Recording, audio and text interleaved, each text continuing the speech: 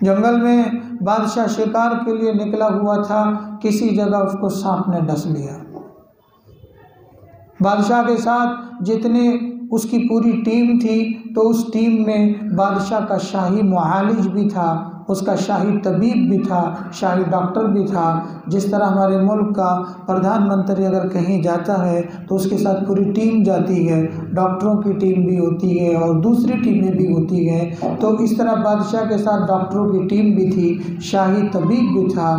شاہی طبیب نے بادشاہ کے ڈسے ہوئے کے علاج کی ہر ممکن کوشش کی، زہر اتارنا چاہا لیکن زہر نہیں اترا۔ وہاں سے کوئی درویش فقیر گزر رہا تھا، مجمع کو دیکھ کر رک گیا، پوچھا کیا ہوا؟ لوگوں نے بتایا کہ بادشاہ کو ایک سانپ نے ڈس لیا ہے اور بادشاہ بے ہوش پڑا ہے اور زہر چڑھا ہوا ہے۔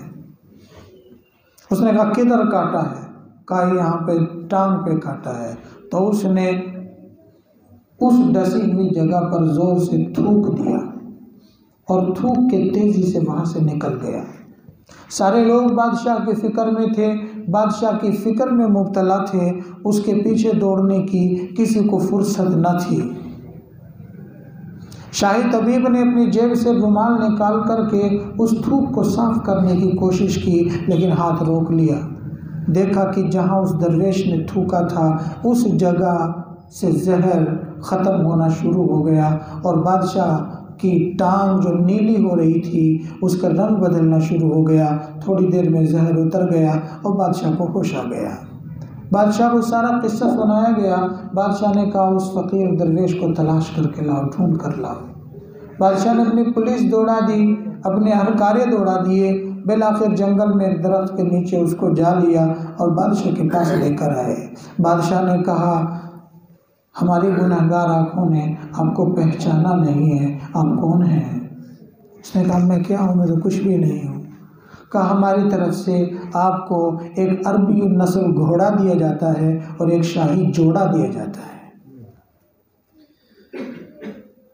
اس درویش نے کہا کہ میں اس شاہی جوڑے کو پہن کر گھوڑے کو چارہ کہاں سے لاؤں گا، اور کیا میں اس شاہی جوڑے کو پہن کر گھوڑے کے لیے چارہ کاٹتا ہوا اچھا لگوں گا؟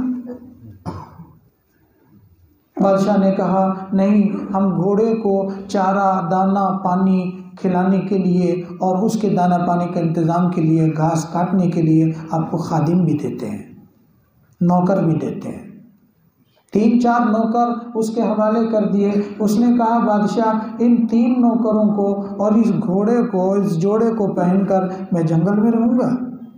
میں اکیلی جان تھی، جنگل میں پڑا رہتا تھا، کہیں بھی رات گزار لیتا تھا، لیکن اب میں کہاں رہوں گا؟ بادشاہ نے کہا ہم تم کو مکان بھی دیتے ہیں، ہم تم کو محل بھی دیتے ہیں۔ فقیر بولا اس محل میں میں اکیلا رہوں گا ان گھوڑوں کے ساتھ اور جوڑوں کے ساتھ اور ان خدام اور نوکر کے ساتھ؟ کیا میری زندگی کا کوئی شریک اور میرا شریک حیات، میرا غم گسار کوئی نہ ہوگا؟ بادشاہ نے کہا ہم تمہاری شادی بھی کرائے دیتے گئے اور حرم سے ایک شہزادی کے ساتھ اس کی شادی کا بھی اعلان کر دیا۔